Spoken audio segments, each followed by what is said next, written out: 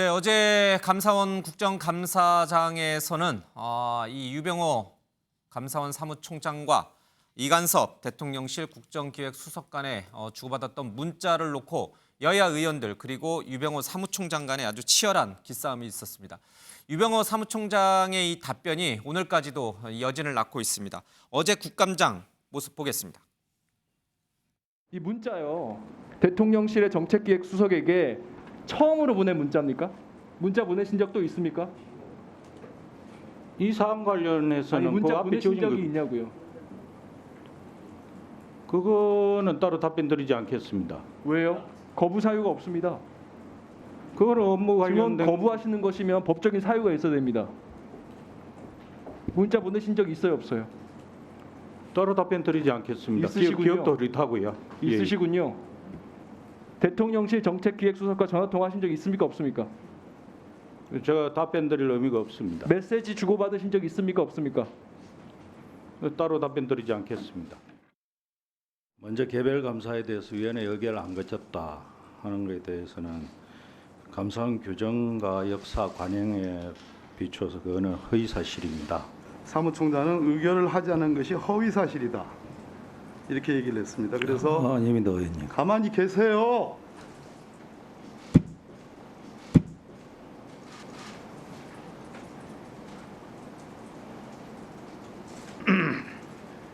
그래서 완전히 두 분 말씀이 다릅니다. 그렇기 때문에 이 부분을 분명히 해야지만이. 네, 시청자분들은 어떻게 보셨습니까? 신 의원님, 예. 유병호 사무총장의 입장이 충분히 이해는 됩니다. 그러나 답변 태도가 또 다른 논란으로 지금 이어지는 형국입니다. 혹시 보시기에 어떻습니까? 그러니까 저 국회에 나오면요, 최대한 그 의원들의 좀 언어가 약간 부적절하더라도 예. 거기에 뭐 감정 싸움을 해서는 안 되잖아요, 공직자는. 예. 그러니까 국민들 앞에 보고한다 이런 자세를 가지고 최대한 성실하고 자기가 아는 범위 내에서 충실하게 답변을 해야 되는데 예. 약간 기싸움하는 것 같은 그거는 따로 답변 드리지 않겠습니다. 예. 그 최대한 답변을 해야 되는 게 저기 국감장에 나온 예. 공직자의 책무라고 생각이 되고요. 근데 제가 좀 의아스러운 게 박범계 의원의 저 태도는 제가 봤을 땐 박범계 의원이 오독을 한 거예요. 뭐냐면은 예. 최재해 감사원장이 얘기한 것과 유병호 사무총장이 두 분이 얘기한 게 완전히 다르다는 건데 최재해 감사원장은 이거거든요. 지금 감사위원회의 의결을 거치지 않고 서해 공무원 피살 그 감사를 하고 전직 대통령 서면 조사를 하려고 한 게 이게 이제 감사위원 중 전임 정권에서 임명된 분들이 있잖아요. 감사위원은 아시다시피 헌법상 임기 4년이 보장되는 예. 그런 포스트입니다. 근데 그분들 중에 이 감사헌법 위반이라는 주장을 하시는 분들이 있어요. 그래서 그걸 가지고 표현하는 데 있어서 최재해 감사원장은 감사헌법 위반이 아니고 이제까지 관행이나 감사헌법 해석을 봤을 때 그 감사 착수 권한은 이 감사원장에게 있다. 그러니까 그 위법이 아니다.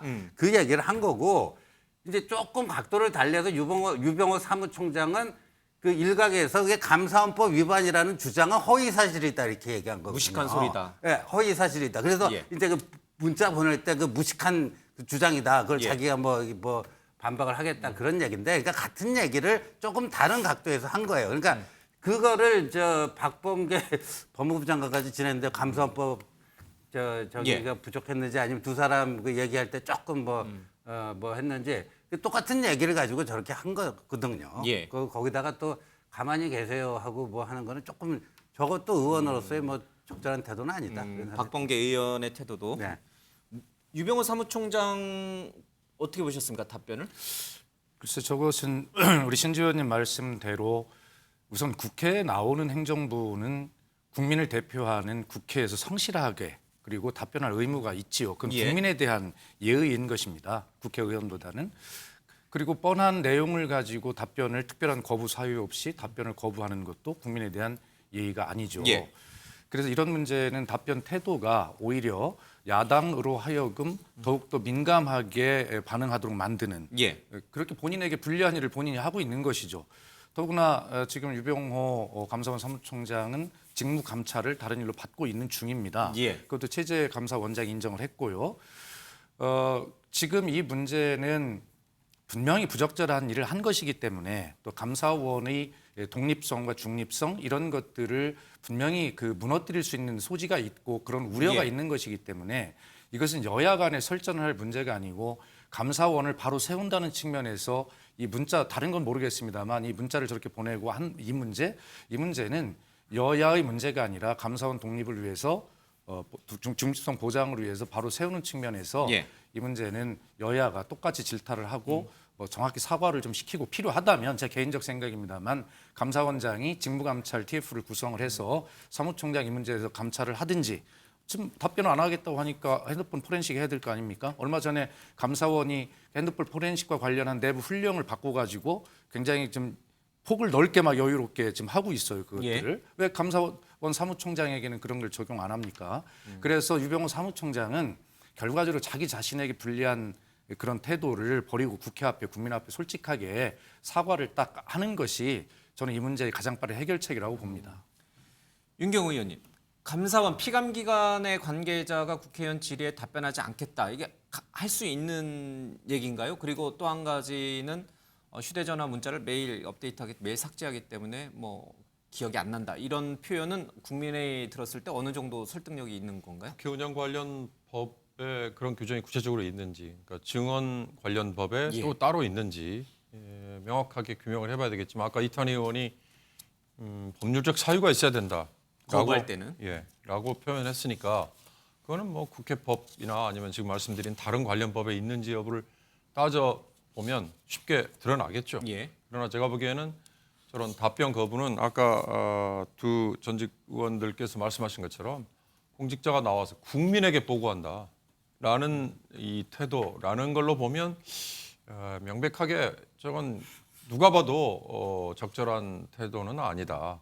근데 왜 저럴까를 한번 전 생각해 봤어요. 근데 이 유병호 사무총장이 이미 지금 이 정부 들어서 감사원장보다 더 힘을 더 많이 가진 실세 뭐 이런 얘기들이 그냥 한간에 돌았단 말이죠. 유병호 사무총장이 감사원장보다 더 실세다. 뭐 그만큼 대통령의 뜻을 받들어서 더 적극적으로 예. 뭔가 역할을 하고 있다. 뭐 이런 얘기들이 돌았는데 그걸 본인이 모를 리가 없죠. 이번 국정감사에서 감사원이라는 조직이 지금 가장 국민의 관심을 받는 조직이 돼버렸어요. 예. 이 국정감사 초반에 물론 그 촉발제는 서해 공무원 피살 사건 관련해서 전직 대통령에 대한 서면 조사 이것 때문이었죠. 그런데 정작 그 이후에 서면 조사 얘기보다는 저렇게 감사원 사무총장이 대통령실의 국정기획수석과 주고받은 문자라는 전혀 엄원대로 지금 예. 튀어버렸고 그다음에 사무총장의 상당히 좀 표현이 그렇습니다만 좀 고압적인 아니면 굉장히 본인이 아까 말씀드린 것처럼 밖에서 볼 때 실세 운운하는 얘기를 의식한다 아니면 좀 과시하려고 한다 예. 라고 오해를 받을 정도의 저런 태도로 완전히 지금 본말이 뒤바뀌어 버렸잖아요.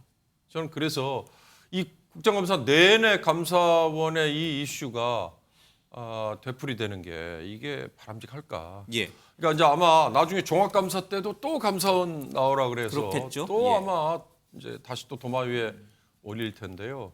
그때도 또 유 총장이 저런 식의 태도를 그대로 견지할 거냐 한번 주목해 볼 필요가 있을 것 같습니다. 이 와중에 문재인 전 대통령이 이 문자 메시지 논란과 관련해서 대단히 심각한 문제라는 언급을 했다는 얘기가 이제 보도가 됐습니다. 문 전 대통령이 이 언급을 한 것은 어떻게 보세요? 적절하다고 보세요? 아니면 적절하지 않다고 보세요? 전직 대통령이 지금 현 정국에 대해서 여러 가지 조언을 하실 수는 있다고 생각이 예. 됩니다. 근데 이제 문재인 대통령 퇴임하시면서 본인은 현실 정치로부터 잊혀진 사람이 되고 싶다. 또 이제 청와대 마지막 나서시면서 이제 퇴근한다는 표현까지 쓰셨었어요.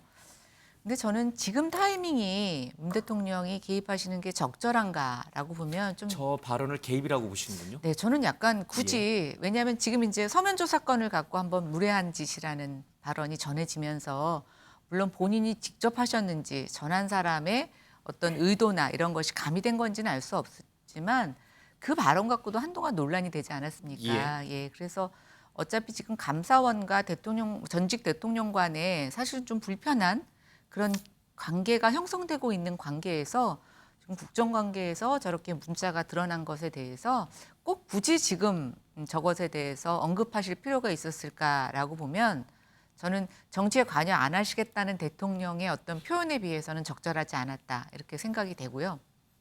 또 하나 이제 유병호 사무총장과 관련해서 저도 어떤 때는 좀 너무하다, 표현이 너무하다라는 생각이 들지만 또 한편으로는 이분의 백그라운드를 봤을 때 감사원 출신이었고 문정권 안에서 나름대로 탈원전 관련된 그 감사와 관련해서 조금 탄압을 받았다. 그래서 좀 한직으로 돌아다녔다라고 하는 얘기도 들려집니다. 그리고 지금 어쨌든 직무감찰을 받고 있는 중이고 한번 생각해 보면 여론의 반응이나 이런 것에 굉장히 민감할 수밖에 없고 또 아까 저도 신 의원님하고 똑같은데 박봉계 의원님의 어떤 그 질타는 사실 약간의 순간적인 오독에서 오는 거라고 생각이 됐어요. 그러면 얼마나 이 상황이 긴장되고 조금이라도 오해가 있으면 아니라는 걸 반박하고 싶은 마음이 들을까. 저는 그런 것에서 나온 좀 그런 상황이라고 저는 알겠습니다. 좀 이해도 하고 싶다는 생각이 듭니다. 두 분께는 제가 충분히 발언 기회 드리겠습니다. 문 전 대통령 그 반응 얘기를 잠깐 조금 더 가져가겠습니다.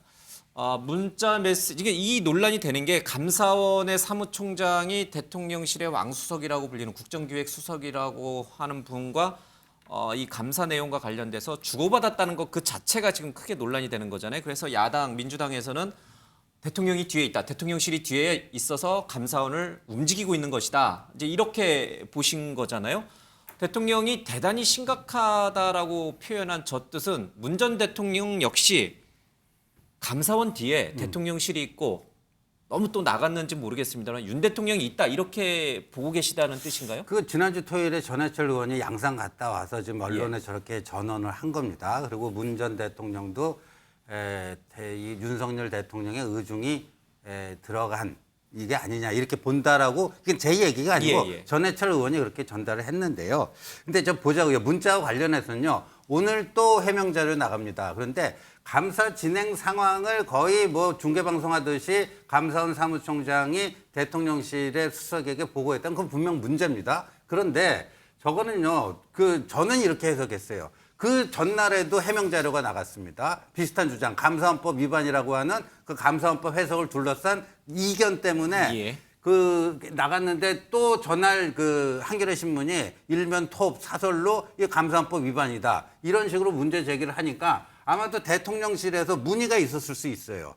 이런 그 저기가 있다. 어떻게 된 거냐. 그러니까 대통령실로서는요. 그 정당한 그 정보 접근이에요. 그거는 제가 봤을 때는. 예를 들어 법사위 국회의원도 감사원 감사 사무총장에게 그 물어볼 수 있는 거죠. 오늘 뭐 이런 기사가 나왔고 그러는데 감사원의 입장은 뭐냐. 그래서 오늘 또 해명 자료 나갑니다. 이렇게 썼을 가능성도 있어요. 후자라면 문제될 거 없다라고 봐요. 그리고 문 전 대통령 관련해서는요. 우리 지금 감사원이요. 헌법상 이렇게 돼 있잖아요. 대통령에 속하되 직무와 관련해서는 독립적으로 하잖아요. 그런데 감사원법 42조 보면요.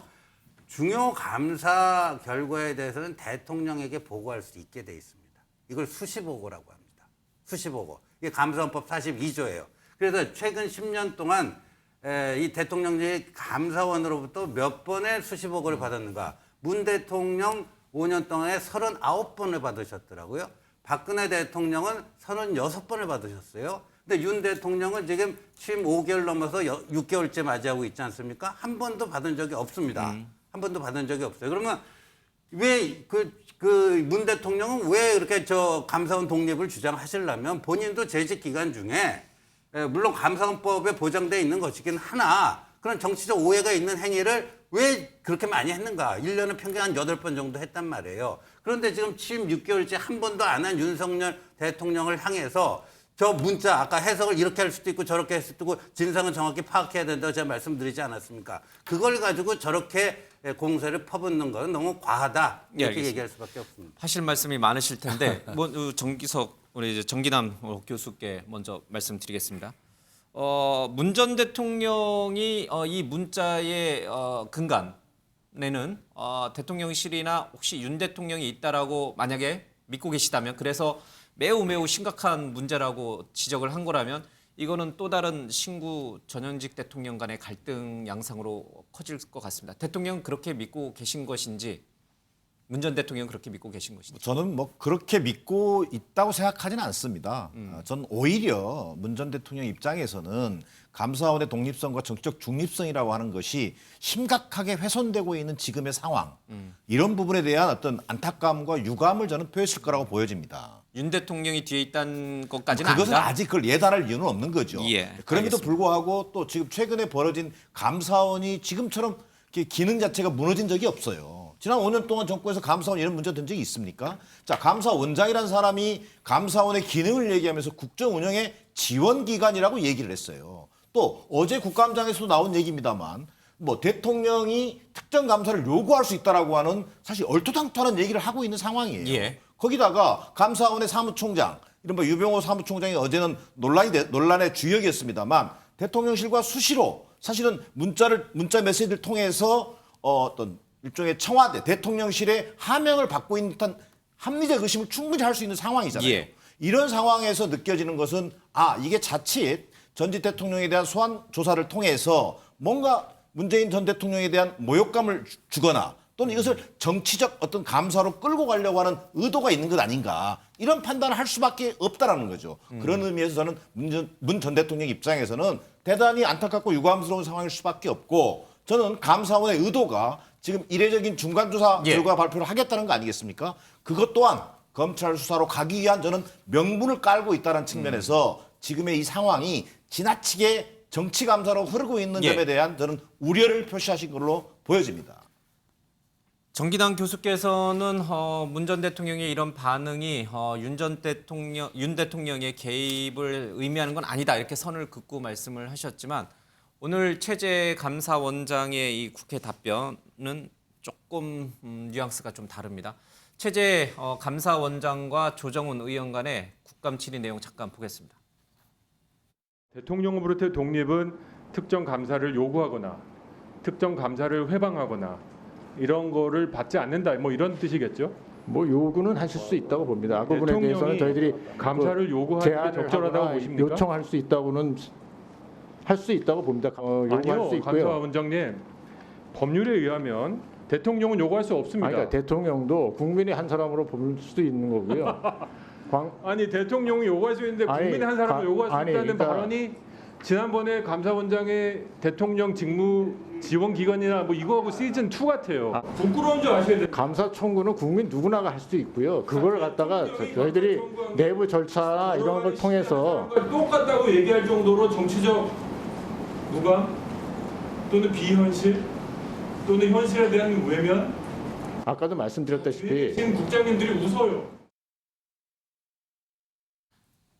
모든 국민은 감사 청구를 할 수 있다. 대통령도 국민의 한 사람이니까 충분히 감사 청구를 할 수 있다라는 게 이제 이 감사원장의 얘기인데, 이게 원론적인 차원에서 하신 말씀이라 생각은 됩니다만은 지금 이 미묘한 상황에서는 좀 파장이 있습니다. 예, 저도 들어보니 원론적인 말씀을 하셨다고 생각을 예. 합니다.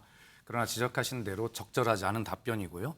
또 더 들어가면 감사원장이 기본적으로 그런 인식을 갖고 있는 것은 아닌가라고 예. 하는 의심을 받기에 충분하고, 문재인 전 대통령이 유감스럽게 생각하는 것도 이 가장 중립적이어야 할 감사원의 위상이 흔들리고 있다는 것에 대한 어떤 전직 대통령으로서의 염려가 저는 대부분이라고 생각을 합니다. 예.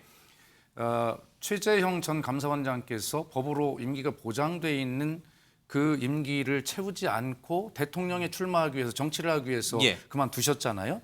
그때부터 저는 이 감사원의 중립성이, 독립성이 흔들리기 시작했다고 보고, 최재 감사원장의 국정운영기관, 대통령 국정을 돕는 기관이다라고 하는 그 인식, 그리고 오늘이 오해스러운 발언, 이런 것들이 바로 또 이어져 가고 있어서 이게 과연 감사원이 중립적일까 독립적일까라고 하는 신뢰를 자꾸 잃어가고 있는 과정이란 말이에요. 그래서 이 문제를 자꾸 이제 그 작은 어떤 케이스 하나를 방어하기 위해서 예. 어떤 본질까지 자꾸 흔드는 이러한 대응을 하는 것이 감사원장이나 사무총장이나 굉장히 좀 지금 너무 부적절한 측면이 있다, 이렇게 보고요. 예. 그래서 사과할 것은 빨리 사과를 하고 이 문제를 본질이 흔들리지 않도록 빨리 끊는 것이 예. 저는 중요하다고 생각을 합니다. 민주당은 이런 감사원장과 또 이 사무총장에 대해서 이 공수처에 고발을 하기로 했습니다. 직접 들어보겠습니다. 더불어민주당의 이 이름으로 유병호 감사원 사무총장, 김영신 감사원 공직감찰본부장, 우동호 감사원 특별조사국장, 김순식 감사원 사회복지감사국장, 그리고 이관섭 대통령실 국정기획수석을 직권남용 그리고 개인정보보호법 위반 등의 혐의로 오늘 고위공직자 수사처 공수처에 고발장을 제출하게 되었습니다.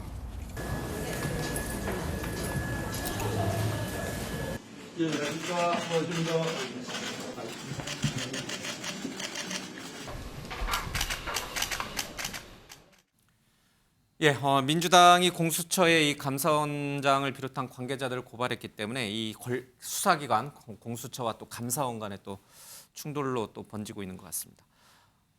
어제 국정감사장에서는 김정숙 전 여사의 이른바 인도 타지말 출장과 관련해서 요리사를 대동하고 간 거 아니냐라는 의혹을 놓고도 공방이 좀 있었습니다. 그 모습 보겠습니다. 김정숙 여사의 인도 단독 방문은 이거 감사 필요하다는데 동의하시죠? 한번 좀 검토해 보도록 하겠습니다. 네, 국가 예산이 이렇게 편성이 된 거예요. 그렇기 때문에 감사 이루어져야 된다는 그런 여론이 높은 겁니다. 검토하시겠다고 지금 답변하셨어요. 그렇죠? 네. 단독 인도 방문 예산 신청서가 가짜였던 거예요. 이것도 감사 필요하다는데 동의하시죠? 감사 검토하겠다고 답변하셨습니다. 그렇죠? 네. 그렇죠? 네, 일정 표까지도 그렇죠? 김정숙 여사 단골 디자인에 딸이 탑승했습니다. 한식 조리 명장이 탑승을 했습니다. 이것도 감사해야겠죠? 다 포괄적으로 하셔야겠죠? 그래서 국민적 의혹을 끊어내야겠죠? 예산 사용의 적절성, 예비비 편성의 적절성, 그리고 예산이 3억 4천이나 더 추가로 든 것 모두 감사 대상입니다. 아시겠습니까? 네, 좀 한번 그런 말씀하신 거 유념해서 모니터링 해보도록 하겠습니다.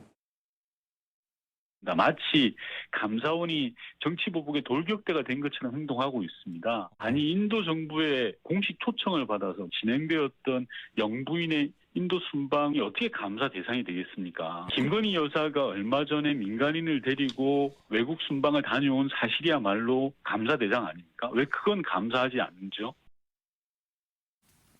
김현우 의원님, 지금 이 김정숙 여사의 이른바 인도 타지말 방문이 감사 대상이 될 수 있을까? 조수진 의원은 감사원장에게 이 감사 대상이라고 친절하게 계속 알려주면서 감사하라는 식으로 유도하시던데요. 예. 이제 감사 청구를 하고 예. 또 그것이 감사원이 직권으로 할 수 있는 건지 아니면 감사위원회에 의결을 거쳐서 할 수 있는 건지 예. 조금 따져봐야 되겠죠. 근데 이제 여당 국회의원으로서 지금 이런 문제 제기가 있었을 때 저는 뭐 조수진 의원이 저렇게 물어볼 수는 있다고 생각합니다. 그리고 박범기 의원님이 좋아하시는 거 있잖아요. 의원님들이 물어보면 예 의원님. 예.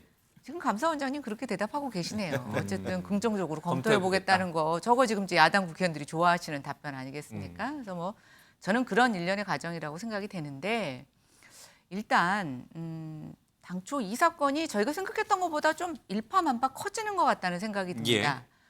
처음에는 이제 초청장이 없었다. 뭐 이쪽에서 먼저 요구한 초청장이었다. 이렇게 시작이 됐죠. 예. 그 다음에는 장관이 갔으면 5천만 원에 갈 수 있는 출장을 지금 뭐 3억이 얼마 더 들었다. 전용기가 떴으니까요. 네, 공군 그렇죠. 2호기가 떴으니까. 근데 이제 모르겠습니다. 우리가 대통령실이 예. 없어봐서 그런지 모르겠지만 영부인 하나 움직이더니 뭐 한 13명이 같이 움직였다는 예. 거고 인도에서 특별하게 우리가 주최하는 만찬이 없었는데 조리사도 갔다는 거 아닙니까? 예.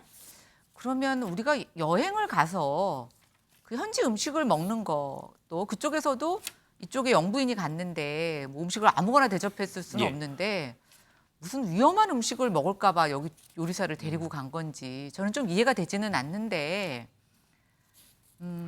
적어도 저는 문재인 정부는 박근혜 정부의 적폐청산을 어떻게 했습니까? 우리가 그전에 다 직권남용이라는 것 자체도 우리가 굉장히 규정하기가 어려웠던 게 사실인데 예. 문재인 정부가 들어서서 그 모든 것들을 직권남용으로 해서 많은 사람들을 감옥에 가게 하고 또 거기에 국민들이 동의한 데는 이게 관행일 수도 있지만 앞으로는 그렇게 하지 말라는 저는 준엄한 국민의 뜻이었다고 생각합니다. 근데 지나고 봤더니 아니 똑같이 했다는 거 아닙니까? 그리고 어떤 면에 있어서는 더 했다는 거 아닙니까? 그래서 저는 이 부분은 국민의 의혹이 있다면 그게 감사든 아니면 어떤 다른 절차든 이 진실을 규명하는 것은 저는 필요하다고 생각합니다. 지금 제가 이 말씀을 또 드릴 필요가 있는지 제가 좀 스스로 혼란스러운데요. 제가 청와대 수석 때 이 문제에 대해서 여러 차례 설명을 드렸고 언론에도 다 보도가 됐어요. 그런데 그런 청와대의 해명과 설명을 전혀 지금 조수진 의원께서 뭐 보지를 않으셨는지 모르겠는데 그렇기 때문에 이것은 이미 다 국민께 설명을 드린 일인데 그걸 또 꺼낸다라고 하는 것은 정치적 의도가 있다고 볼 수밖에 없어요. 그래서 한간에는 이 문제를 또 꺼내는 것은 김건희 여사에 관한 문제를 물타기 하려는 의도가 있다라고 그렇게 의심을 받고 있는 거예요. 자, 정상 외교라고 하는 것이요. 지금은 얼마나 뭐 중요해지고 정상 외교에서 영부인이 차지하는 역할은 갈수록 중요해지고 있거든요. 예. 자, 저 인도 방문도요. 그해 4월에 우리 대통령 내외께서 인도에 국빈 방문을 하셨어요. 그 자리에서 인도 모디 총리께서 정말 좀 한번 다시 꼭 그 축제에 와줬으면 좋겠다라고 간곡한 뜻을 전했고 그것도 아주 고위급을 좀 보내줬으면 좋겠다. 원래 그 축제에는 우리나라 경상남도 김해시가 참석하는 거였는데 총리께서 특별하게 아주 대한민국의 고위급을 좀 보내달라는 요청을 하셨어요.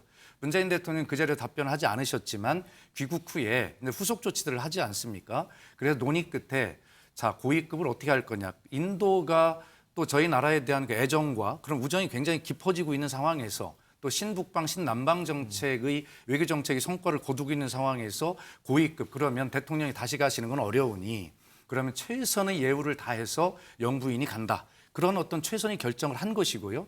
저기에 조리장이 그 수행을 했다. 그다음 디자이너가 갔다. 이거 다 외교 프로토콜입니다. 왜 그걸 가면 안 됩니까? 그런데 이런 문제들을 가지고 이렇게 계속 하는 것은요. 국민들께서도 참 국정감사 기간에 할 일이 되게 없나 보다라고 정치권 전체를 한심하게 보실 것이고요.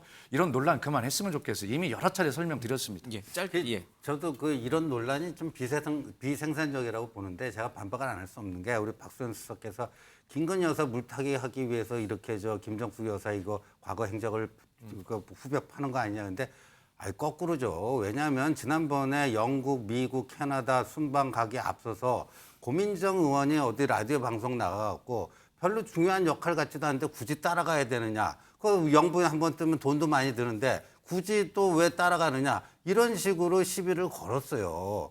그랬기 때문에 그 따지려면요.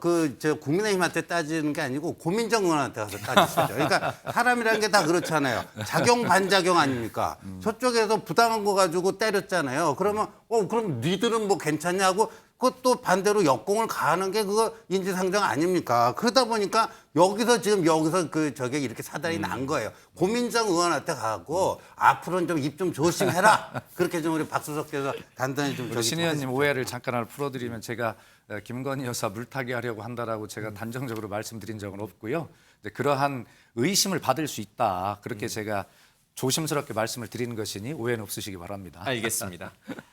예, 다른 이슈로 좀 넘어가도록 하겠습니다.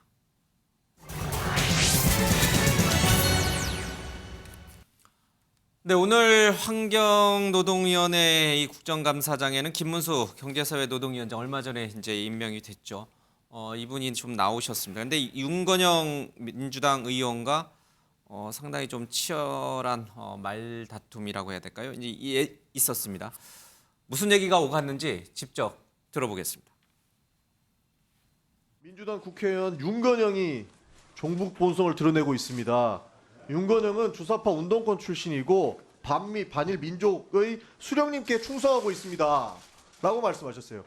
뭐 그 점에 대해서는 뭐 표현이 좀 과한 점이 있겠습니다만은 제가 무슨 근거로 이런 말씀하신 거예요? 제가 윤건영 의원님에 대해서 여러 가지 뭐 좀 도를 넘는 표현이 있었다면은 잘 좀 널리 이해를 해주시고. 위원장님 혹시 저한테 하실 말씀 있으세요? 아까 보여주시던데 예 그런 부분이. 그러니까 말과 행동으로 수령님께 충성하고 있다. 이 생각에 변함이 없습니까? 뭐 저런 점도 있는 측면이 있다고 저는 생각합니다. 그러나 지금도 그렇습니까? 뭐 저렇게 딱 잘라서 말씀드리기보다는 예. 자, 의원님들 국감하지 않을 겁니까? 윤건영 의원님께서 느끼셨을 여러 가지 모욕감과 여러 복잡한 감정에 대해서 제가 다시 한번 정중하게 사과를 드립니다. 오늘 핵심은 그 사실에 대한 번복을 해주시지 않으면 국민들은 김문수 위원장께서 아직도 속셈으로는 윤건영 의원을 빨갱이로 생각하고 있다. 김일성 수령 추종자라 생각하고 있구나. 이 사실은 변하지 않는 겁니다. 이 사실을 오늘 변화시켜 주셔야 됩니다. 예, 의사진행 발언입니다. 위원장은 한마디로 맛이 갔던지 제정신이 아니에요. 사과할 거면 확실히 하고 그리고 구체적으로 하셔야죠.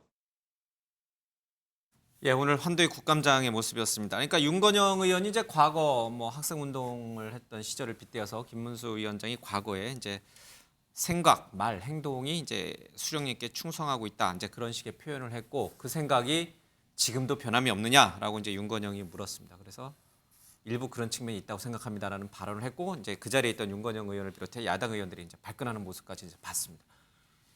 윤경호 의원님, 김문수 위원장이 할 수 있는 얘기를 한 겁니까? 해서는 할 수 없는 얘기를 한 겁니까? 그 상식적으로 생각해야죠. 합리적으로 생각해야죠. 그러면 뭐 누구나 쉽게 판단할 수 있는 거 아니에요? 저는 딱 한 말씀만 드리자면 김문수 위원장은 전직 국회의원도 하셨고 경기지사도 하셨죠. 그리고 그 이후에 이제 무관의 자리에도 또 오래 계셨어요. 그 중간중간 과정의 변화에서 사실은 굉장히 변화의 속도나 방향이 좀 편차가 큰 것 같아요.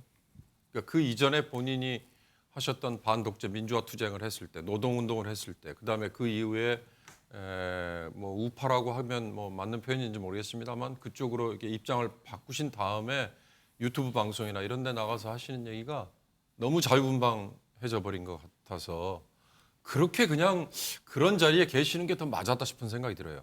이렇게 공직에서 어느 조직을 이끌어야 되고 그 발언의 책임과 무게를 느껴야 되는 자리에는 나오시면 본인이 아마 그 이전에 내뱉었던 말이 오늘 딱 저런 장면인 것 같아요. 내뱉었던 말이 본인의 족쇄를 채우는 이 경우가 이거 이외에도 저는 꽤 많을 것 같다라는 생각이 들어서 이미 뭐 이 취임을 해버린 분 어쩔 수 없습니다만 그럼 뭐냐 앞으로 본인이 활동을 하시기에 굉장한 제약을 아마 많이 경험을 하고 거기에 부딪히지 않을까 그런 안타까움이 좀 많이 듭니다. 경사노위 위원장은 이제 사회적 합의를 끌고 나가는 거죠. 뭐 최저임금 문제부터 해서 여러 가지 이제 굉장히 중요한 중재자 역할을 하는데 민주노총 뭐 고위 간부들을 만났다는 얘기를 했는데 또 민주노총에서는 그런 적이 없다라고 이제 해서 좀 논란이 있었는데 이 문제까지 터졌습니다. 혹시 두 분 중에 누가 코멘트하실 분 있으시면 듣고 아니면은 다음 주제로 넘어가겠습니다. 이게 저는 이제 김문수 위원장 지금 윤건영 의원이 현재도 저렇다 얘기했으면 문제가 있어요. 그런데 이제 윤건영 의원이 과거에 학생운동을 어떻게 했는데 제가 구체적인 정보가 없으니까 윤건영 의원을 얘기를 하지는 않겠습니다만 대한민국 80년대 운동권에 그 이른바 NL 주사파가 있었던 건 명백한 사실입니다. 그리고 그 주사파의 원조인 서울법대 82학번 김영환 씨라는 사람이 북한이 보낸 잠수정을 타고 평양에 가서 김일성하고 3박 4일 동안 주체사상에 대해서 토론하고 돌아온 게 사실이고요. 제가 그거는 뭐 김영환 씨와의 대화를 통해서 여러 차례 제가 확인한 바가 있고요. 그리고 그 강철이라고 했죠. 김영환 씨 그때 운동권 닉네임이. 그 강철 서신에 열광하고 따르던 그 운동권 세력들이 있었어요. 그런데 그 누구도 지금 민주당 계열에 있는 분들 중에서 그 누구도 나도 그때 거기에 한때 혈기방정해갖고 거기에 나도 그랬지만 지금 생각해보니까 그건 좀 아닌 것 같다. 이렇게 얘기하는 분을 한 분도 제가 본 적이 없습니다. 그거 하나만 말씀드리겠습니다. 예, 이게 우려한 바대로 이제 주사파 논쟁이나 또 이제 과거 얘기로 좀 흘러가면 시간이 한도 없이 길어지기 때문에 이 주제는 이제 여기서 좀 정리를 하겠습니다. 다음 이슈로 가겠습니다.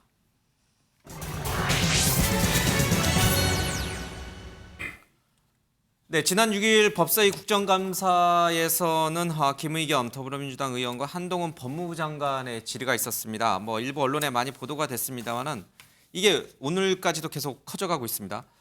한동훈 장관이 미국 출장을 갔는데 출장 간 이유가 이재명 대표의 이른바 대북 코인과 관련된 첩보 내지는 그와 관련된 정보를 갖기 위함이다. 쉽게 말하면 지금 한동훈 장관이 주도하고 있는 검찰이 이재명 대표의 대북 코인 문제를 수사하고 있다. 이런 식의 공방이 있었습니다. 이게 불똥이 갑자기 커져버렸습니다. 직접 영상 보겠습니다. 그리피스와 우리나라의 이재명, 박원순 그리고 그 밖의 민주당 의원들과 연결고리인 것으로 이 자료에 나옵니다. 이거 저한테 왜 물어보시는지 제가 잘 이해가 안 가서 하여튼 이 사건에 대단한 관심을 가지고 있는 걸로 보이고 그렇게 대단한 관심을 가지고 있는 이유가 뭘까? 아니 근데 이거를 제가 먼저 말씀드린 것도 아니고 위원님께서 오늘 갑자기 말씀하신 거지 않습니까? 이 조사를 저희가 하고 있다는 말씀을 하고 싶으신 건가요? 아니면 그것 때문에 미국을 가신 거 아니냐고 제가 묻는 거죠. 이것 때문에요? 네. 제가 여러 가지 공조라든가 이런 거 간 건 맞고 구체적으로 어떤 사안에 공조였는지를 밝힐 수는 없습니다만 뭐 어떤 사안 하나를 위해서 가거나 그러진 않습니다. 김의겸 의원이 몰랐던 사건 하나 알려주셨다. 뭐 자살골 아니냐 이런 얘기들도 막 정치권에서 나왔어요. 그래서 제가 드리고 싶은 말은 아까 드렸던 것 같은데 하고 싶으면 정하고 싶으면 법무부 장관의 직을 걸고 하라. 지금 당신이 미국까지 가서 했던 것은 이건 검찰청법 8조를 정면으로 위반한 거니 하고 싶으면 당신의 직을 걸고 하자. 정면 승부를 하라. 그걸 한번 제가 말씀드리고 싶었던 겁니다. 네, 정기남 교수님. 이 사건을 이 흐름을 시청자분들에게 설명하면 아마 시청자분들 대부분이 이해를 못하실 겁니다. 그렇죠? 한동훈 장관의 미국 출장이 왜 갑자기 이재명 대표의 대북 코인 수사와 연계가 되는지 잘 알지도 못해요. 일부 유튜버나 아니면 일부에서 아주 극히 일부에서 제공하던 것이 갑자기 국감장으로 확 넘어오면서 이제 사람들의 주목을 끌었습니다. 김의겸 의견이 괜히 안 긁어도 되는 걸 긁어가지고 부스럼을 만든 겁니까? 저는 뭐 그렇게 보지는 않고요. 예. 충분히 할 수 있는 문제 제기로 보여집니다. 실제로 한동훈 장관이 이재명 대표의 대북 코인을 검찰을 통해서 수사하고 있다고 보세요? 수사 아니, 지휘를 하고 저는 있다고 그 보세요? 부분에 대해서는 지금 김의겸 의원조차도 예. 어떤 정황상의 문제를 제기하고 있는 거예요. 그러나 구체적인 증언이나 예를 들면 증인을 아직 제시하지는 않고 있습니다. 예. 그러다 보니까 이게 어떻게 보면 확 달라붙지를 못하는 거죠. 자, 그럼에도 불구하고 최근에 검찰이 이 동북아 평화경제협회, 소위 거기 이사장은 이해찬 이사장입니다. 거기에 또 이화영 씨가 연루된 걸로 돼 있단 말이에요. 얼마 전에 구속됐죠. 구속됐죠. 자, 거기에 대한 압수수색을 했어요. 그 압수수색 과정에서 그 압수수색 영장에 나와 있잖아요. 거기에 보면 암호화폐와 관련된 내용이 적시되어 있단 말이에요. 자, 이러면 그리고 또 김의겸 의원이 나름대로 취재한 바에 따르면 정보 뭐 또 제보도 있었던 것 같고요. 한동훈 장관이 미국 출장 과정에 대해서 이른바 이 가상화폐와 관련해서 이 북한으로 이 송금이 대북 송금이 어떻게 이루어지는지에 대한 그 미국 연방 검찰청의 수사 노하우를 어느 정도 충분히 숙지하고 온 건 사실이다. 이런 정황상을 가지고 한동훈 장관에게 구체적으로 묻고 있는 겁니다. 자, 왜 이게 문제가 되냐면 지금 현재 검찰이 수사하고 있죠. 근데 검찰총장이 만약에 수사에 개입할 목적으로 출장을 갔다면 검찰청법 8조를 위반한 거 아니냐. 이걸 지금 김의겸이 제시하고 있는 겁니다. 그런데 한동훈 장관 입장에서 본다면 본인이 미국 출장에 대해서 이러저러한 목적 때문에 다녀왔다라고 하는 입장을 딱 부러지게 얘기해주면 되는 거예요. 뉴욕 남부연방검찰에서 이른바 버질 그리피스라고 하는 이더리움이라는 가상화폐를 개발한 사람인데 이 사람을 이 수사 조사하는 과정에 이메일 내용이 좀 공개가 됐습니다. 한국의 서울시장, 성남시장, 그러니까 이제 당시 박원순 시장과 이재명 시장이 말이죠. 이분들이 대북 코인에 관심을 갖고 있다. 뭐 이런 식의 내용이 나왔습니다. 그래서 실제로 이게 근데 단순한 주장에서 끝나는 게 아니라 오늘 국감에서도 이 얘기가 나오고 어제 국감에서도 얘기가 나옵니다. 국민의힘 내에서도 이거를 그럼 제대로 한번 좀 들여다보자. 이렇게 심각한 문제다. 이렇게 보는 시각이 넘쳐나고 있습니다. 윤한홍 의원 또 윤상현 의원이 그 주장을 하고 있는데 직접 잠깐 들어보고 말씀 좀 여쭙겠습니다. 지난 몇 년 동안에 가상화폐가 아주 폭발적으로 거래가 일어났는데 거기에 대해서 거래 내역 조사가 하나도 안 이루어지고 방치된 상태에서 거기서 많은 대북 관련 코인이 들어와서 거래돼서 현금화돼서 나가고 또 대북 코인을 만들어 가지고 또 북한으로 돈이 넘어가고 이런 것에 대해서 집중적으로 지금부터라도 밝혀내야 되는 겁니다. 가상자산 관련된 뭐 좀 미심쩍은 거래가 있었다. 또 외화 거래가 좀 이상한 거래가 있었다. 이거 외에 실제로 확인된 사실이 아무것도 없는데 그거를 굳이 이렇게 이 정치적인 상대당 관련된 사실들을 아무 근거도 없이 이렇게 거론을 해서 이 국감장이 이렇게 정쟁화되는 게 이게 맞냐? 서울시가 대북 코인 사업과 관련돼 있다는 의혹에 대해서 좀 여쭤보겠습니다. 김 의원 말에 따르면 박원순 시장, 이재명 시장이 북한에 무슨 이더리움 연구소도 만들고 이더리움 서버도 만드는 것에 관심이 있다. 이런 내용을 이메일로 서로 주고받았다고 김 의원이 얘기하셨습니다. 아무도 이런 일이 있었는지 상상하지 못했던 일이 김 의원의 발언으로 드러나게 됐습니다. 문제가 있으면 경찰 등 사법당국에 조사를 요청하셔야 될 것 같습니다. 현재로서는 대북 코인 사업 관련해서 전임 시장님 시절에 서울시가 어느 선에서 연루돼 있었는지 여부를 아직까지는 사실관계를 확인은 못했습니다. 보고받고 있기로는 실무부서 차원에서는 대북 코인과 관련해서 접촉한 사항은 없다고 아직까지는 보고가 있었고요. 향후에 상황을 파악해보고 문제가 있다면 수사 요청도 검토해보도록 하겠습니다. 윤한홍 의원 주장인데 불법이라고 의심되는 외화 송금이 대략 한 17조 원 정도가 있었다 이런 얘기를 하고 있고요. 북한의 해킹 그룹의 전자지갑에서 국내 가상화폐 거래소로 약 749억 원 상당의 가상 자산이 유입됐다. 이제 이런 얘기를 하고 있습니다. 이 와중에 박원순, 이재명 시장의 이름도 좀 나오고 있습니다. 지금 국민의힘에서 이걸 정말 큰 이슈로 보고 정치 쟁점화할 생각인가요? 그렇게 해서 득이 더 많을까요? 실이 더 많을까요? 아니 근데 그렇지 않으면 안 될 정도 상황이 돼버렸습니다. 저는 어쩔 수 없이 이거는 이슈가 될 수밖에 없다. 김의겸 의원이 이 얘기를 할 때 제가 떠오른 노래 가사가 있어요. 네가 왜 거기서 나와? 아니 그러니까 이 소재가 왜 여기서 나오는지 밑도 끝도 없이 나왔고요. 그 다음에 이게 이제 보면은 진짜 어떤 정황, 그러니까 출장 같은 걸 갖고 앞뒤에 지금 살을 붙여서 얘기를 만들고 있는데 제가 이 비슷한 게 뭐가 있었냐면 2017년인가요? 그 서울시 국감을 하는데 그때 저희 당 의원이 그 태양광 관련해서 뭘 하나 누가 제보를 받아서 서울시에 자료 요청을 했더니 그 당사자가 의원실을 달려와가지고 막 욕설을 하고 그래서 그 영상이 찍혀서 그게 일파만파 커져가지고 그해 서울시 국감은 완전히 태양광 국감이었습니다. 또 조금 더 얘기를 가져가자면 그 김경수 지사 두루킹 사건도요. 추미애 장관이 먼저 문제 제기해서 나중에 이렇게 됐거든요. 저희 몰랐었어요. 얘기로만 듣다가. 근데 김의겸 의원이 원래 약간 그 한동훈 장관 표현에 의하면 상상 속의 얘기를 이렇게 실현해서 발언한다라고 표현을 이제 국감장에서 할 만큼 사실은 좀 뜬금없는 얘기를 많이 했는데 저는 뜬금없는 얘기도 한 10번 하면 하나는 걸리나? 이번에는 갑자기 김경수 지사의 두루킹 사건처럼 되는 게 아닌가 약간 기시감이 들면서 정말 궁금해집니다. 그리고 이 코인이라는 게 이런 디지털 화폐를 아시는 분들은 이게 자금 세탁에 굉장히 악용될 수 있는 여지에 대해서 문제 제기를 많이 했었고 실제로 이 그린피스 사건은 북한에 가서 그걸 설명했다는 거 아닙니까?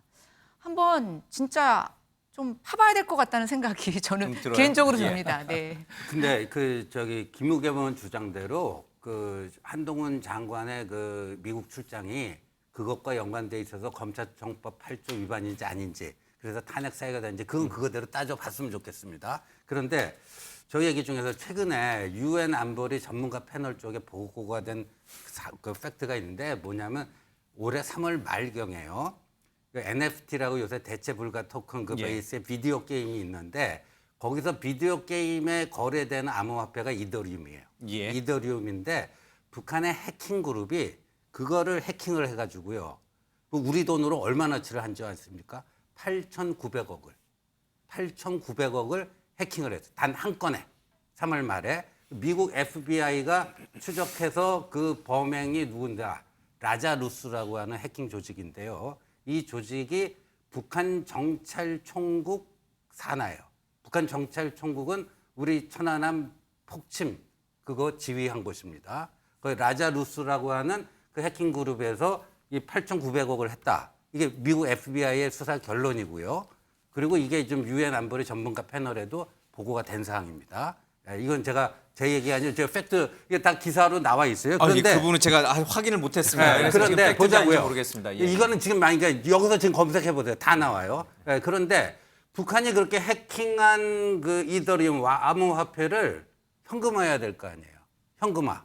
근데 이 지금 뭐 미국에서 기소돼서 63개월 받은 이 이더리움의 개발자 그리피스가 바로 2019년에 평양에 가서 그런 거를 어떻게 현금화하고 뭐 할 수 있는지 이 기법을 전수해주고 온 사람입니다. 알겠습니다. 이제 우리 신 의원님 주장하신 부분을 제가 확인을 못했습니다. 우리 지금 제작진도 지금 확인을 좀 못해서 요거는 일단 좀 우리 신 의원님의 개인적인 의견으로만 조금 저희들이 정리를 하겠습니다. 예. 제가 짧게 좀 한 말씀 붙이면 김의겸 의원의 주장은 이겁니다. 근데 지금 엉뚱한 데로 좀 올마가 있는 것인데요. 그렇죠. 아까 말씀하신 대로 탄핵 사유에 해당된다. 장관, 그거대로 따지자고. 그러니까 그래서 이제 설명을 드리면 한동훈 법무부 장관이 출장을 갔습니다. 갔는데 부장검사를 대동하고 갔죠. 검사를. 그렇죠. 네, 예. 그렇게 갔습니다. 자, 검찰청법 8조가 뭐냐면 법무부 장관은 검찰총장을 통해서만 수사 지휘를 할 수 있다 이렇게 돼 있는 국민이 다 알고 계시지 않습니까? 예. 그런데 이 부장검사를 데리고 미국에 가서 남부 연방검찰청을 방문했는데 이게 절묘하게 귀국하자마자 이 부장검사가 뭐를 하냐면 지금 가상화폐 그리고 외화 송금 이 문제에 대한 대대적인 수사를 좀 하고 있거든요.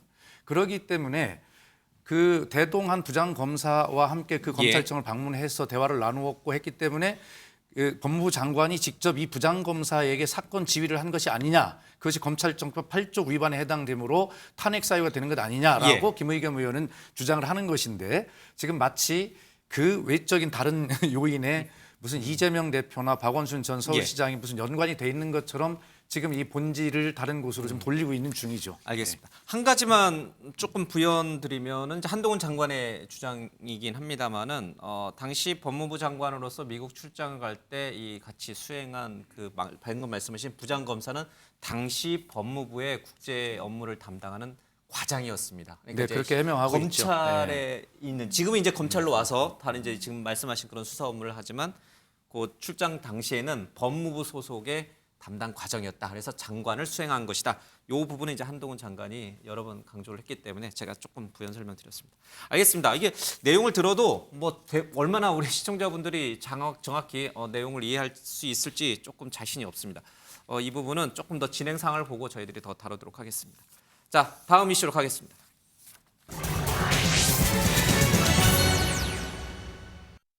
예, 어제도 다루긴 했습니다. 이재명 대표의 이른바 윤석열 정부의 친일 국방 논란이 느닷없이 정진석 국민의힘 비대위원장의 역사 인식 논란으로 갑자기 불똥이 튀어버렸습니다. 자, 이 조선의 패망 원인이 우리 내부의 문제 때문에 패망한 것이다. 일본의 뜻에 따라서 일본의 침략 때문에 조선 왕조가 무너진 것은 아니다. 뭐 이렇게 이제 또 해석이 될 수도 있어서 식민사관 아니냐 이 논쟁이 불이 붙었습니다. 직접 들어보겠습니다. 일본의 국권 침탈에 대해서 뼈아프게 생각하는 사람이 없어요. 네? 제가 얘기하고자 하는 요점과 본질을 여러분들이 호도하고 왜곡하시면 안 됩니다. 이게 일각에서는 식민사관의 언어라는 지적을 민주당에서 계속 하고 그게 왜 식민사관이에요? 내가 일본의 우리 조선 국권 참탈을 갖다가 정당화했습니까? 그 말도 안 되는 왜곡이고 호도예요. 위원장님 페이스북 메시지 관련해서 계속 제발 좀 진의를 호도하고 왜곡하면 안 된다. 역사 공부들 좀 해야 됩니다. 네? 그건 식민사관이 아니라 역사 그 자체예요. 제발 공부들 좀 하십시오. 조선이 일본군 침략으로 망한 게 아니다라며 일제가 조선 침략의 명분으로 삼은 전형적인 식민사관을 드러냈습니다. 귀를 의심케 하는 천박한 친일 역사 인식이며 집권 여당의 대표로서 역대급 망언입니다. 예. 윤경호 의원님 어떻게 들으셨어요? 왜곡한 겁니까? 아니면 우리 정 비대위원장께서 실제로 그런 식민 사관을 좀 갖고 계신 건가요? 이거 정말 민감한 문제고 정 비대위원장의 얘기를 앞뒤를 다 잘라버리고 딱 얘기하면 조선은 내부 다툼 때문에 망했다. 이거 하나만 놓고 본다면 식민사관이다라고 공격받을 만하죠. 그러나 정 위원장의 설명처럼 앞뒤의 맥락을 같이 놓고 보면 그런 취지에서 한 얘기는 아니라고 충분히 이해가 됩니다. 근데 이제 이런 얘기도 전형적으로 서로 싸우다가 너 왜 욕했어라고 간 꼴이고 그다음에 달을 가리켰는데 손가락 지금 얘기하는 꼴이에요. 그러니까 처음에 이재명 대표의 독도 인근에서의 한미일 합동훈련, 친일 국방 얘기 나오자 국민의힘 쪽에서 그러면 뭐 북한을 옹호하는 거냐 여러 가지 건너뛰고 우길기 뭐 있었지만 건너뛰고 그러니까 한쪽에서는 친일, 당신들 친일이다 이렇게 얘기하고 한쪽에서는 거 봐라 당신 친북이다라고 얘기했잖아요. 종북. 근데 그 종북이다. 근데 그 소재가 되는 한미일 합동 군사 훈련이라는 게 앞으로 우리에게 과연 어떤 무게로 어떤 짐으로 어떤 영어로 얘기하면 옵션으로 이게 다가올지를 과연 이번 국정감사 전후에 국방위에서 또는 우리 여야 의원님들이 생각하고 저 얘기를 했는지 무슨 말씀이냐면 자, 이 정부 처음 초기 출범할 때 우리에게 미국이 쿼드라는 4개국 그러니까 미국이 그 이전에 오바마 행정부부터 나온 인도 태평양 전략 그 얘기의 이면에는 대중국 봉쇄 거기에 또 남중국해 항해의 자유를 얘기하면서 과연 우리가 이 태평양 근해에서 그다음에 우리 이 남쪽 바다 그다음에 동쪽 바다 부근에서 앞으로 대중국 봉쇄라는 이 한미일 그러니까 합동 훈련이 대중국 봉쇄라는 큰 그림의 하나로 확대 발전이 될 경우 우리는 그럼 어떤 입장을 취할 거냐.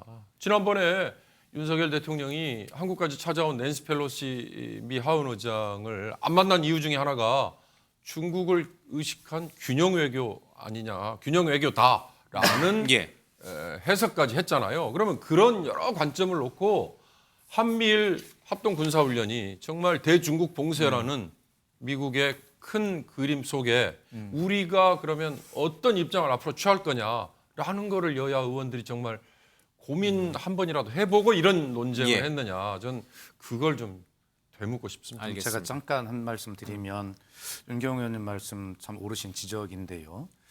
대한민국 정부는 보수 정부든 진보 정부든 민주당 정부든 국민의힘 정부든 어떤 정부든 간에 일본이 계속해서 군사 훈련을 하자라고 요구하는 그 일본의 의도가 어디 있는지를 다 똑같이 인식하고 있다고 봅니다.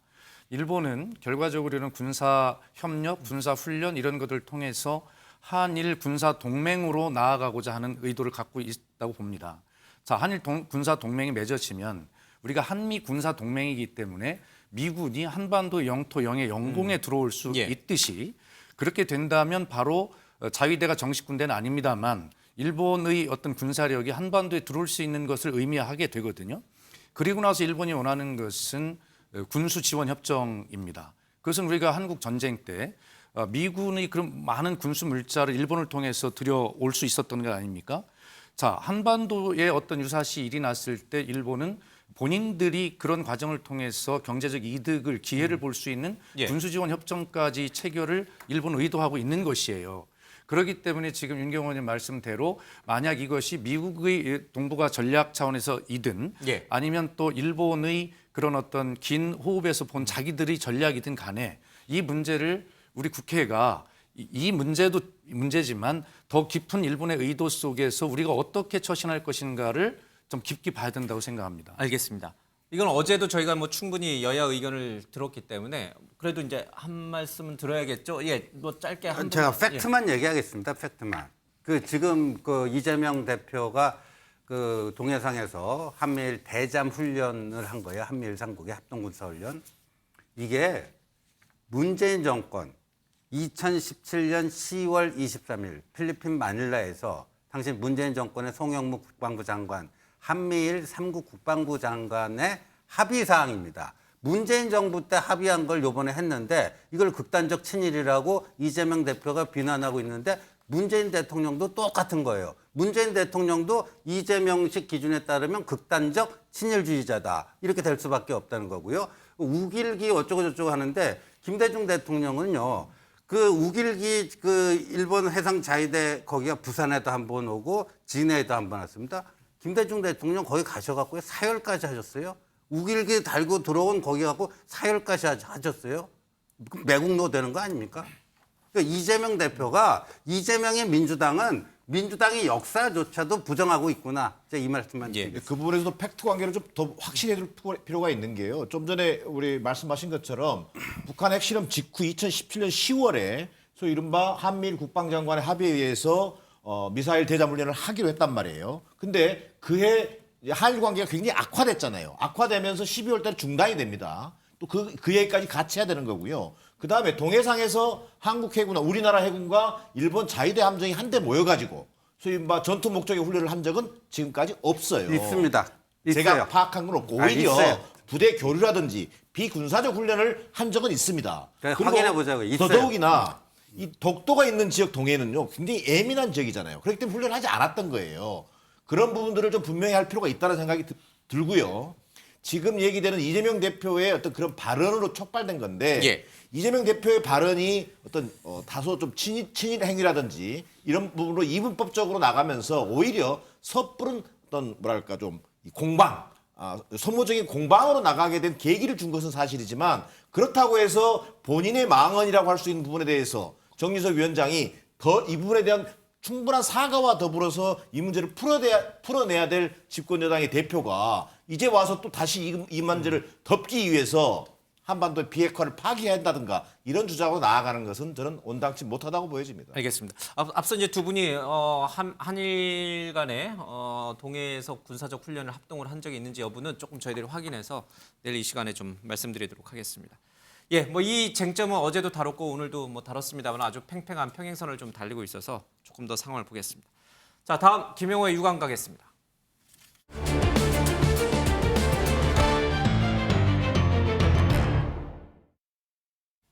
네, 첫 번째 유감은 이재명 대표의 포트폴리오입니다.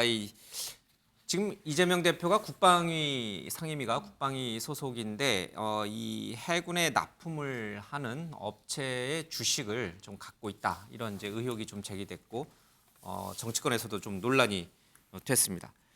오늘 기자들이 좀 물었는데 묵묵부답이었습니다. 잠깐 보겠습니다. 나는 몰랐는데 작전 주식이었던 거예요. 아침에 조간 신문을 펼칠 때마다 상방 화살표를 상한가. 네, 상한가. 10,000원 중반대에 샀는데 30,000원 중반을 넘어가길래 제가 그러니까 제 계정에 있는 거 다 팔아버리고 있다. 내가 팔고 나니까 쫙 떨어지니 딱 제자리가 버렸다. 오늘 조간에서 그 주식 보유 관련해서도 좀 언급이 나왔는데 이에 대해서 좀 한 말씀 부탁드려도 될까요? 저희가 그 대변인 있으니까 특별한에 대해서는 주식 투자를 왜 하신지 여쭤볼 수 있을까요? 내가 왜 대선 이후에 주식 투자했는지 설명 부탁드리겠습니다. 저희가 길에서 가면서 하는 것도 그러니까요. 예. 주식 처분 계획이 없으실까요? 이해 충돌 소지가 있다는 걸 좀 어떻게 보시는지. 네, 시간상 좀 짧게 답변을 좀 듣겠습니다. 먼저 정기남 교수, 이 주식 갖고 있는 거 괜찮아요? 저는 뭐 이해충돌 논란이 충분히 될 수가 있는데 이를테면 소속 상임위가 지금 국방이잖아요. 예. 국방이다 보니까 이제 방위 산업체 주식을 가지고 있는 부분에 대해서 논란이 되고 있는 것은 좀 충분히 이해가 되지만 매입 시기는요? 매입 시기도 이제 예를 들어서 지난 8월에 이미 매입을 했지만 대선 이후에 매입을 했지만 이미 8월에 재산 신고를 하는 과정에서 백지 신탁을 위임을 했어요. 지금 신탁 심사를 청구한 상황입니다. 왜 재보궐선거 나가시고 그런 정치 일정이 있는데 왜 매입을? 정치 국방위로 갈지 모르셔서 그런 거. 그때만 해도 국방위가 뭐 결정된 건 아니죠. 그러니까 알겠습니다. 이것이 이해관계가 뭐 지금 연결되느냐는 굳이 소속 상임위가 국방이다 보니까 이런 문제가 제기되는 거고요. 어떤 정치인도 백지신탁 절차를 통해서 그 논란을 종집을 찍게 되어 있습니다. 문제 없다.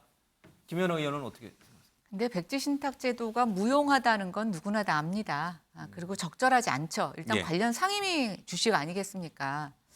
그래서 백지 신탁을 신청하셨다고는 하는데 이재명 대표가 국회의원이 처음이라서 미흡하게 하시는 실수가 조금 도를 넘으시는 것 같습니다. 그리고 워낙 말씀 잘하시고 지금 모든 말싸움의 근원을 제시하시는 분이 왜 본인과 관련된 사안에 대해서는 저렇게 침묵을 하고 계신지 국민은 좀 답답하다고 생각하고요.